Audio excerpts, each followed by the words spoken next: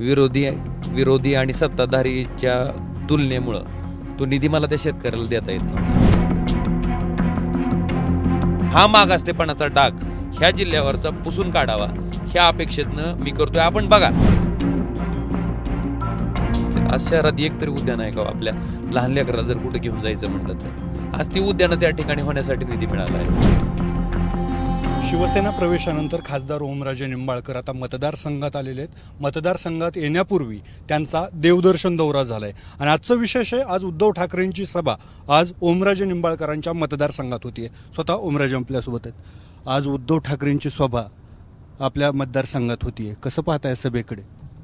मी आपल्याला एवढं सांगू इच्छितो की धाराशिव लोकसभा मतदारसंघातल्या सर्वसामान्य शिवसैनिकाची नाराजी ही निश्चितपणे मला मान्य आहे.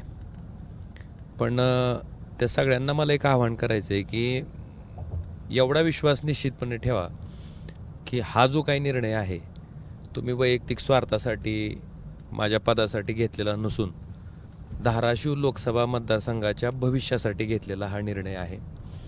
आणि त्यांना हेही आवाहन करायचं आहे मला की तुमचं हे प्रेम आणि विश्वास ज्या भावनेतनं तुम्ही मला सातत्यानं ह्या लोकसभा कार्यक्षेत्रातनं निवडून पाठवलं तो निश्चितपणे सार्थ करून द्यायची जबाबदारी ही निश्चित माझी असणार आहे.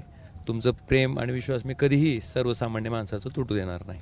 विश्वास तुटू देणार नाही असं तुम्ही कार्यकर्त्यांना सांगताय.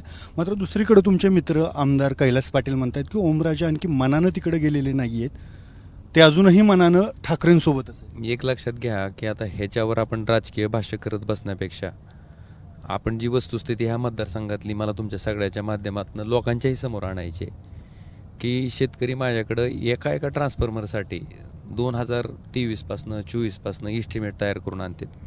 त्या शेतकऱ्याची अपेक्षा काय असते किंवा माझ्या शेतातला ट्रान्सफॉर्मर मला मिळावा आणि माझ्या शेताला पाणी देण्यासाठी जी मोटर आहे त्या मोटरीला जी व्होल्टेज लागतंय आणि जो विद्युत पुरवठा लागतोय तो सुरळीतपणे मिळावा जेणेकरून माझी शेती मी व्यवस्थित करू शकन. ही माफक अपेक्षा त्या शेतकऱ्याची असते. 2024पासनं 24ला आम्ही त्याला सांगायचं इस्टिमेट तयार करून आण. पण ह्या सगळ्या विरोधी आणि सत्ताधारीच्या तुलनेमुळं तो निधी मला त्या शेतकऱ्याला देता येत नव्हता.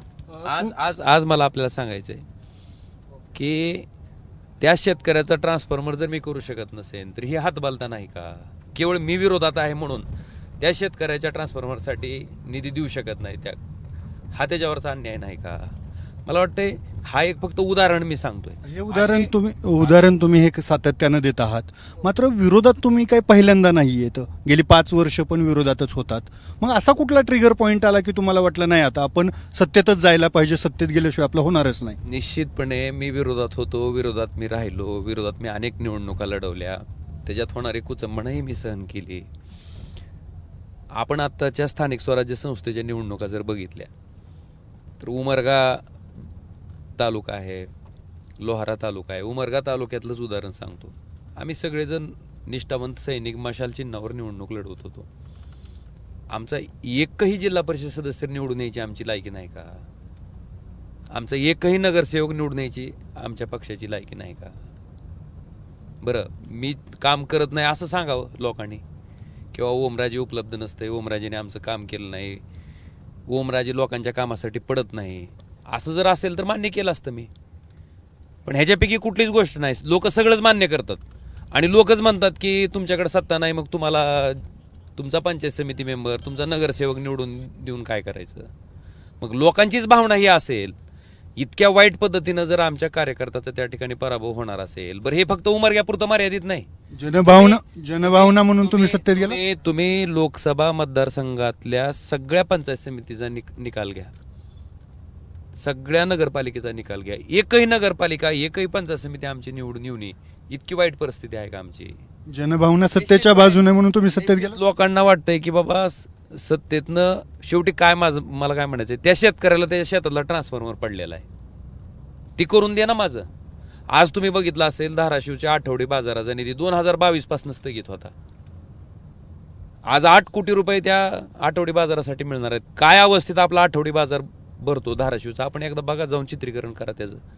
आज 18 कोटी रुपये मी बातम्या बघितल्या की ओमराजेला भरघोस निधी. अरे मला वैयक्तिक काय माझ्या कामासाठी मिळालाय का? सामान्य लोकांच्या ज्या व्यथा आहेत, सामान्य लोकांच्या ज्या अडचणी आहेत, ते आठवडे बाजार भरण्यासाठीचं जे ठिकाण आहे त्याचं सुशोभीकरण, ती व्यवस्थितपणा, तिथला जो गलिच्छपणा होता तो दूर करण्यासाठी मिळालाय. एवढंच नाही, एक प्रकारे मला बोलू दे. मला सांगायचंय की छत्रपती संभाजी उद्यान असेल, मासाहेब जिजामाता उद्यान असेल, हिंदू हृदय सम्राट शिवसेना प्रमुख बाळासाहेब ठाकरे उद्यान असेल, आज शहरात एक तरी उद्यान आहे का आपल्या लहान लेकराला जर कुठे घेऊन जायचं म्हटलं तर? आज ती उद्यानं त्या ठिकाणी होण्यासाठी निधी मिळाला आहे. या सगळ्या उद्यानाचा किंवा हा विकास निधी स्थगित होता, बरोबर? म्हणजे एक प्रकारे सरकारनं ब्लॅकमेल केलं, निधी स्थगित करू आणि मग पक्षप्रवेश करू. तुम्ही त्याला काय म्हणायचं ती म्हणा. तुम्हाला वाटत असेल की माझ्याकडनं कुणाच्या विश्वासाला तडा जातोय, पण सामान्य लोकांनी मला खासदार म्हणून ज्या पदावर बसवलंय त्या काही अपेक्षा ठेवून बसवलंय ना. आणि मी सारखं ऐकतोय की विरोधात बसायचा म्हणून निकाल दिला होता. मला सांगा, कुठलाही मतदार ज्यावेळेस एखाद्या खासदारला मतदान टाकतो तेव्हा विरोधात बसायचं म्हणून टाकतो का? त्या मतदाराची भावना काय असते की आपल्या पक्षाचं सरकार त्या ठिकाणी येईल, आपल्या पक्षाचं सरकार आल्याच्या नंतर त्या खासदाराच्या माध्यमातून काम होईल, ह्याच भावनेतनं कुठलाही मतदार त्या ठिकाणी मतदान टाकत असतो. ही वस्तुस्थिती आहे.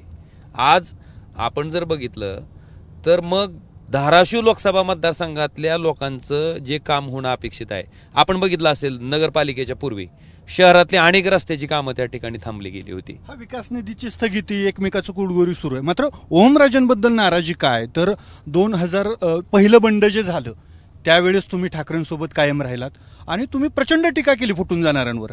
गद्दार, निष्ठेचं काय थर्मामीटर, पैसे खोके घेतले.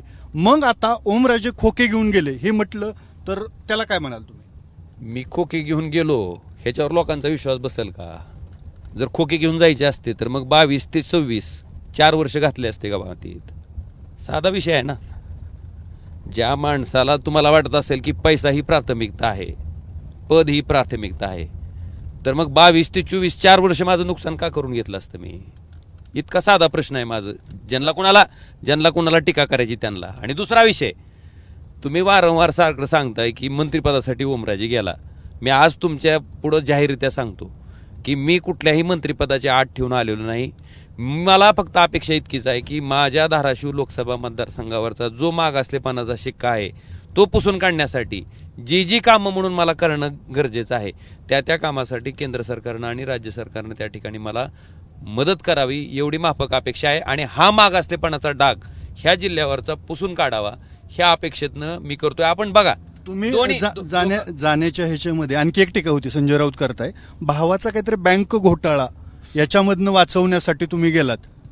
कुठली नोटीस आली होती सांगा मला? कुठली नोटीस आली होती? दाखवा ना मला एक नोटीस की बाबा अमुक नोटीस कुठल्या विभागानं काढली होती. काय माझं एक मत आहे आणि मी कुठल्याच प्रकारच्या दबावाला थारा न देणारा माणूस आहे. मग तसं जर काही प्रकरण असतं तर 22 ते 26 सरकार काय वाट बघत होतं का माझी? 4 वर्ष सरकारनं सोडलं असतं का? बिनविडाची टीका होती. मी त्याच्या बाबतीत इतकंच सांगतो की माझ्या लोकसभा मतदारसंघामध्ये ओमराजे काय आहे हे सगळं सर्व कसं असतंय, दुरून त्यांना बहुतेक लक्षात येत नसेल, पण ज्या माणसाच्या रोजच्या दैनंदिन जीवनात मी संपर्कात आहे, ज्या माणसाच्या कामाला मी पडतोय, ज्या माणसाचा माझा संपर्क आहे, त्या माणसाला विश्वास आहे ना की बाबा ओमराजेची प्राथमिकता पैसा नाही, ओमराजेची प्राथमिकता पद नाही.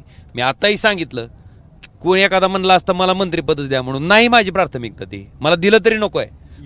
मला माझ्या धाराशिव लोकसभा मतदारसंघामध्ये मी जे आश्वासन लोकांना दिलं होतं की बाबा इथं एक उद्योगी आणायचा आहे मला की ज्याच्या माध्यमातून तरुणाला रोजगार मिळू शकेल, मला वाटतं ही वचन आहे. माझं वचन होतं की बाबा तेरणा नदी असेल, मांजरा नदी असेल, त्याच्यावरचे बॅरेजेस आहेत ते मला पूर्ण करायचं आहे. कृष्णा मराठवाडा सिंचन प्रकल्प मला अपेक्षा आहे केंद्र सरकारनं हा राष्ट्रीय प्रकल्प म्हणून घोषित करावा, केंद्र सरकारनं त्याला निधी द्यावा. माझ्या अपेक्षा ह्या आहेत आणि त्या पूर्ण करण्यासाठी जे काय करावं लागेल मला ते मी प्रामाणिकपणे लोकप्रतिनिधी म्हणून करेन. आणि निश्चितपणे मिळालेला जो कालावधी आहे त्या कालावधीमध्ये हा निर्णय जो घेतलाय तो निर्णय का घेतला होता ह्याचं विवेचन सर्वसामान्य जनतेनं करावं, सर्वसामान्य जनतेनं करील आणि त्याच्या माध्यमातनं माझ्या कामातनं मी त्याला उत्तर देईन. ओमराजे गेले, ओमराजेंसोबत धाराशिवमधून कोण कोण शिवसेनेत घेतलं? स्थानिक स्वराज्य संस्थेतले पदाधिकारी तुमच्या संपर्कात आहेत, नगरसेवक असतील, जिल्हा परिषद सदस्य? एक लक्षात घ्या, माझ्यासोबत येण्यासाठी मी कुणालाही प्रेशर केलेलं नाही किंवा कुणाला आत टाकली नाही किंवा कुणाला कार्यकर्ते तुम्हाला जा म्हणत होते, ते मेळावा घेतला होता, त्यामध्ये त्यांचं आहे? हो, आपल्याला दिसेल ते येणाऱ्या भविष्य काळात ज्या ज्या लोकांनी त्या ठिकाणी मला सांगितलंय ती लोक तुम्हाला दिसतील.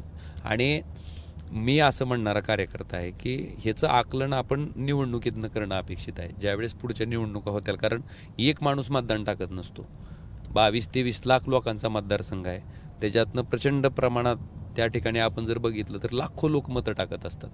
मग ती मतं टाकत असताना आता अलीकडच्या काळात, आता काल निष्ठा निष्ठा निष्ठा म्हणून जी लोक ओरडत होती, तीच लोक काही दिवसापूर्वी ओमराजेचं काम दाखवा, ओमराजेचं काम दाखवा, ओमराजेचं काम दाखवा म्हणून निष्ठा आणि काम विचारणारे एकच लोक आहेत. तुम्ही बघा ना, तुम्ही सोशल मीडियावर जी लोक आज बोलतायत ना, त्या लोकांचं बघा. जाणूनपूर्व टार्गेट केलं जातं. त्यांनी का केलं का नाही ह्याच्याशी मला काय येतं, त्याच्यावर मला उत्तर देत बसायचं नाही. माझा वेळही मला त्याच्यात घालवायचा नाही. माझा वेळ मला सकारात्मक कामात घालवायचा आहे आणि सकारात्मक काम मतदारसंघासाठी करणं ही माझी जबाबदारी आहे आणि ती मी कामातनं दाखवून देईन. जसं मी धाराशिवचा आठवडी बाजार उद्यानासाठीचा जो स्थगित निधी होता तो वाढवून आणला, मंजूर करून आणला, त्याच पद्धतीनं ट्रान्सफॉर्मरच्या बाबतीतले विषय आहेत, त्या येणाऱ्या भविष्य काळात आपल्याला दिसतील एक एक कामं. विकास कामाचं तुम्ही बोलताय, मात्र या सगळ्या पक्षफुटीमध्ये आणखी एक चर्चा रंगते, ती म्हणजे शिवसेना भाजप युती पहिल्यांदा ज्यावेळेस फुटली, काँग्रेस राष्ट्रवादी बरोबर सरकार स्थापन झालं, उद्धव ठाकरे मुख्यमंत्री झाले, खऱ्या अर्थाने तिथंच गद्दारी अशी शिवसेनेतूनच टीका होती. आज तुम्ही कसं पाहता त्यावेळेचा निर्णय? कदाचित तो चुकला म्हणूनच पुढची घडी विस्कटली? मला तुम्हाला एवढंच सांगायचं आहे की आता त्या राजकारणाच्या खोलात किंवा त्याच्यावर विवेचन करणं किंवा त्याच्याबद्दल बोलणं ह्याच्यापेक्षा मला असं वाटतंय की आपण जो घेतलेला निर्णय आहे त्याच्यात आपली भूमिका प्रामाणिक आहे. त्या प्रामाणिक भूमिकेच्या अनुसार त्याच्यासाठी जी काही कष्ट करावं लागणार आहे, त्याच्यासाठी जो काही वेळ द्यावा लागणार आहे, तो वेळ देऊन सर्वसामान्य माणसाच्या हितासाठी जी जी कामं ह्या मतदारसंघाचा माग असलेला शिक्का पुसून काढण्यासाठी आवश्यक आहे ती कामं करणं मला वाटते माझी प्राथमिकता आहे आणि त्याच्यासाठीच मी माझा पूर्ण वेळ देणार आहे. ओमराजेंवर कितीही टीका झाली तरी ठाकरे नसेल किंवा ठाकरेंची शिवसेना याबद्दल ओमराजे बोलणार नाहीत काहीच? मी कधीच बोललो नाही, बोलणारी नाही. का? कशामुळे बोलून का? शिवसैनिकांचा रोष अंगावर येईल ही भीती वाटते. माझ्यावर प्रेम करते तो शिवसैनिकाचा रोष तुम्ही म्हणू नका. ज्या माणसाशी काही संबंध नाही, ज्या माणसाचं काही देणं घेणं नाही, त्याच्याबद्दल तुम्ही बोलता का? ज्या माणसाबद्दल काय वाटत असते म्हणून त्याच्याबद्दल बोलते. आणि त्यांचा हा रोष, त्यांनाही विश्वास आहे की मी माझ्या कामातनं शेवटी उद्या जेव्हा त्या माणसाला अडचण पडणार आहे तेव्हा अर्ध्या रात्री त्याचं काम करून देण्यासाठी ओमराजेच उपलब्ध राहणार आहे. आणि ती कष्ट मी आधीही घेतले आणि अजून पुढच्या दुप्पट वेगानं घेईन. उद्धव ठाकरेंची जी भाषणं सुरू आहेत वेगवेगळ्या खासदाराच्या मध्ये, ऐकली ती भाषणं तुम्ही? मी माझा वेळ हा पूर्ण फक्त माझ्या लोकांच्या कामासाठी देतोय. आपल्या माहितीसाठी या दरम्यानच्या काळात मला जेवढे फोन कॉल आले ते सगळे फोन कॉल मी उचलले. जेवढे राहिले होते त्या फोनला मी स्वतः परत कॉल बॅक करून बोललो. काही शिवसैनिकाला मी जवळपास अर्धा तास बोललोय, कुणाला 25-25 मिनिट बोललोय. नेमकं हा निर्णय कशासाठी घेतलाय, का घेतलाय, ह्याच्या बाबतीतचं विवेचन मी माझी बाजू त्यांना पटवून दिली. आता ठाकरे जे खासदारांच्या मतदारसंघात जाऊन सभा घेतात त्यामध्ये सांगतो की ते मशाल चिन्हावर निवडून आले, तुमच्यासाठी आम्ही मतं मागितली, मग तुम्ही गद्दारी का केली? मग हा प्रश्न याच्यासाठी की चिन्ह बदलून देखील परत पक्षपुटी होती त्यामुळं टीका करता येते. मी ज्यावेळेस 19ची निवडणूक लढली त्यावेळेस माझ्यावर अशी टीका झाली की तुम्ही फक्त मोदीमुळेच निवडून आले. मी 2024ला ती जी चॅलेंज होतं ती स्वीकारलं आणि 2019ला जितक्या मतांना आलो होतो त्याच्यापेक्षा एक तरी मत लोकांना आवाहन केलं की बाबा खरंच माझं काम असेल आणि तुम्हाला खरंच वाटत असेल की ओमराजे नावाचा खासदार आपल्यासाठी गरजेचा आहे, तर 2019ला जेवढी मतं मला 1,29,000 पडली होती त्याच्यापेक्षा एक तरी मत जास्त टाका असं आवाहन मी जनतेला केलं.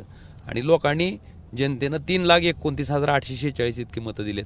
आत्ता सुद्धा मी त्याच्यावर बोलत बसण्यापेक्षा माझ्या कामाच्या माध्यमातून लोकांच्या कामाला पडून त्याच्या माध्यमातून जर लोकांना 2029ला वाटलं की बाबा ओमराजे नावाचा खासदार आपल्याला गरजेचा आहे, कामाचा आहे, आपल्याला अडचणीत पडणार आहे, हे जर वाटलं तर निश्चितपणे त्यावेळेस मी तशा पद्धतीचं आवाहन लोकांना करेन. आणि माझा निर्णय जो आहे ती लोकांच्या न्यायालयात लोकांच्या मतातनं त्या ठिकाणी दिसणार आहे आणि तो मी सिद्ध करून दाखवीन 29 मध्ये. म्हणजे विक्रमी मताधिक्यानं ओमराजे ज्यावेळेस निवडून आले त्यावेळेस पक्षाचा, ठाकरेंचा वाटा किंवा ओमराजेंचं लोकांमध्ये असलेला कनेक्ट जास्त कामी आला? एक लक्षात घ्या, मी कुणाचंच मिळालेली मदत नाकारत नाही. मी असं म्हणत नाही की सगळं 100% केवळ मलाच माझ्यामुळंच मतं मिळालीत असं मी कधीच म्हणणार नाही. मला जेव्हा त्या ठिकाणी निवडणूक लढवली त्या निवडणुकीमध्ये ज्या ज्या घटकांनी मला मदत केली त्या प्रत्येकाचं मत होतं, पण मला वाटतं त्यांचा विश्वास सार्थ करणं, त्यांनी ज्या अपेक्षेनं मला मतदान केलेलं आहे तो विश्वास सार्थ करणं, त्यांच्या अडचणीला पडणं, ज्यावेळेस माझ्याकडनं ते होऊच शकत नव्हतं, 3-3, 4-4 वेळेस माझ्याकडे शेतकरी यायला लागले एका एका कामासाठी, तेही मी करू शकत नाही. मग ही हातबलता आल्याच्या नंतर त्याच्या कामासाठी जर एखादा निर्णय घेतला तर मला वाटतं त्याच्यात मला गैर वाटत नाही आणि त्या माणसाला ते मी माझ्या पुढच्या कालखंडामध्ये माझ्या वेळेतनं माझ्या कामातनं ते सिद्ध करून दाखवेन. खरं तर कामं होत नाहीत हे तुम्ही सातत्यानं बोलत आलेला आहात. मी बोलत मात्र- नाही, नाही, सांगण्यात ऐका ना, मी बोलत आलेलो नाही, वस्तुस्थिती तपासा. नाही नाही ठीक, तेच विचारतोय की सातत्यानं तुम्ही सांगतायत की कामं होत नाहीयेत. अशी किती प्रमाणात कामं पेंडिंग राहिली? तुम्ही काहीतरी एक ट्रिगर पॉईंट असेल की तिथं तुम्हाला वाटलं की नाहीये बाबा आता आपण ह्याच्या पुढे थांबू शकत नाही? स्थानिक स्वराज्य संस्थेच्या निवडणुका हाच तो ट्रिगर पॉइंट होता.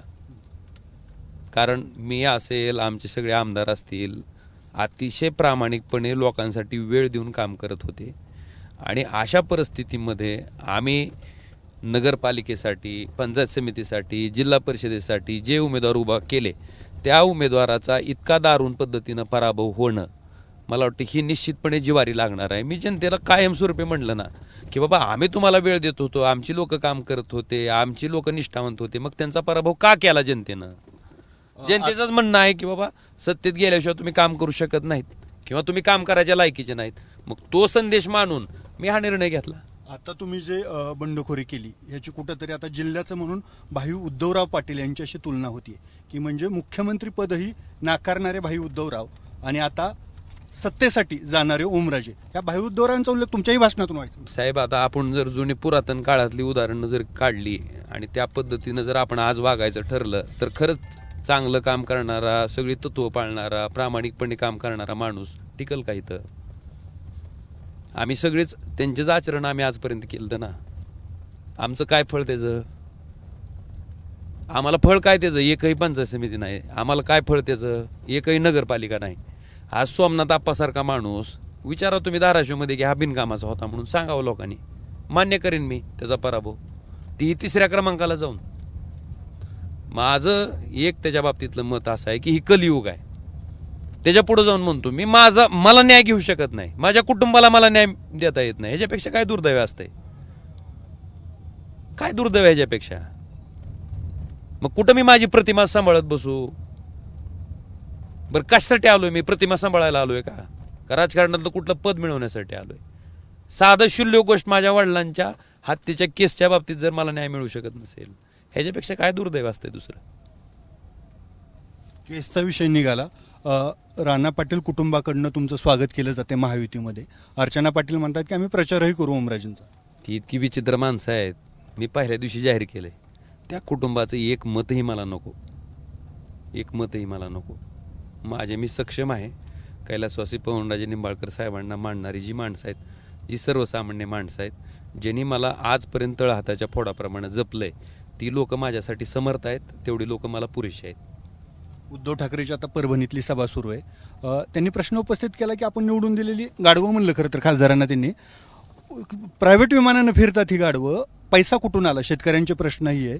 कशा पद्धतीने हा पैशाचा वापर होतोय? मी कुठं फिरताना दिसलो का तुम्हाला?